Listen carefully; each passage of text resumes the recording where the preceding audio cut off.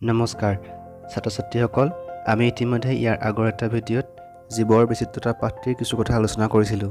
আমি জীৱবিলাকৰ কিয় শ্ৰেণী বিভাজন কৰোঁ, এই শ্ৰেণী বিভাজনৰ ভিত্তি কি, শ্ৰেণী বিভাজন আৰু ক্ৰমবিকাশ এইসমূহৰ বিষয়ে আমি আগৰ ভিডিঅ'ত ইতিমধ্যে আলোচনা কৰি আহিছোঁ। আজি এই ভিডিঅ'ৰ জৰিয়তে আমি প্ৰধানকৈ আলোচনা কৰিম শ্ৰেণী বিভাজনৰ বৰ্গানুক্ৰম, দ্য হায়াৰাৰ্কি অফ ক্লাছিফিকেশ্যন গ্ৰুপছ। তোমালোকে ইতিমধ্যে অৱগত হৈ আহিছা যে জীৱসমূহৰ অধ্যয়নৰ সুবিধাৰ কাৰণে জীৱসমূহৰ কিছুমান উমৈহতীয়া চৰিত্ৰক বিবেচনা কৰি একোটা বৃহৎ ভাগৰ পৰা ক্ৰমে সৰু সৰু ভাগলৈ ভাগ কৰা হয়। সেয়েহে আৰ্নেষ্ট হেকেল, ৰবাৰ্ট হোৱাইটেকাৰ, কাৰ্ল বেছি আদি জীৱবিজ্ঞানীসকলে জীৱজগতখনক প্ৰধানকৈ কিছুমান ৰাজ্যত ভাগ কৰিবলৈ যত্ন কৰি আহিছে। সেয়েহে জীৱবিলাকৰ কোষৰ গঠন, পৰিপুষ্টিৰ ধৰণ আৰু দেহৰ সংগঠনৰ ওপৰত ভিত্তি কৰি জীৱবিজ্ঞানী ৰবাৰ্ট হোৱাইটেকাৰে জীৱজগতখনক প্ৰধানকৈ 5টা ৰাজ্য ভাগ কৰিছে।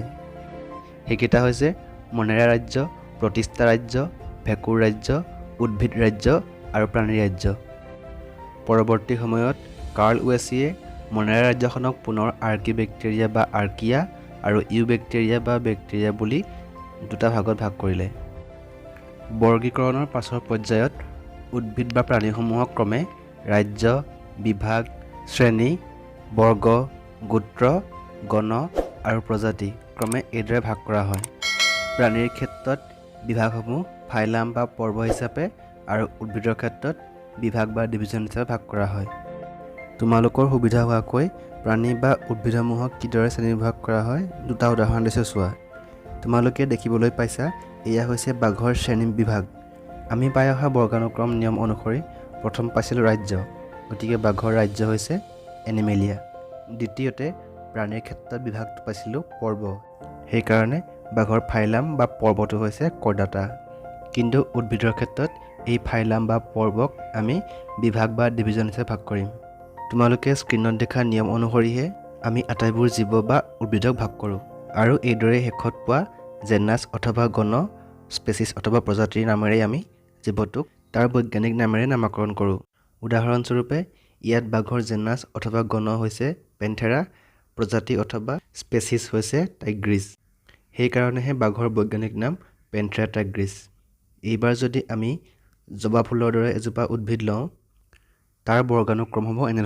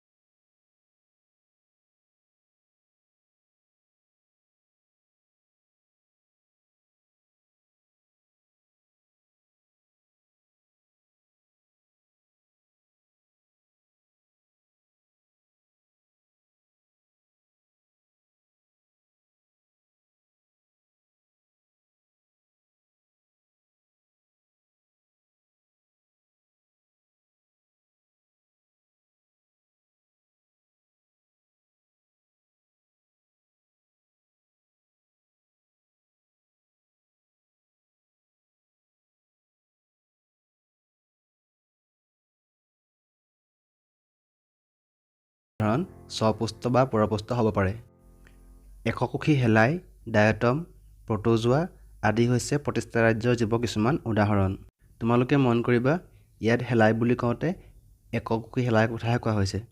তোমালোকে এই বৈশিষ্ট্যসমূহৰ পৰা মনেৰা ৰাজ্য আৰু প্ৰতিষ্ঠা ৰাজ্যৰ মাজত তুলনা কৰি চাব পাৰা। ইহঁতি কিহত একে আৰু কিহত বেলেগ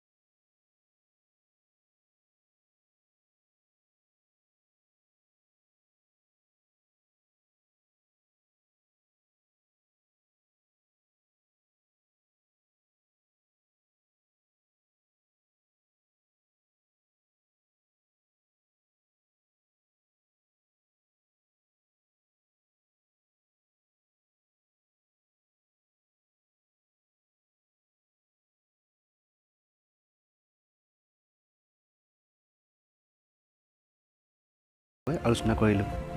আশা কৰোঁ তোমালোকে ভিডিঅ'টো চাই উপকৃত হৈছা।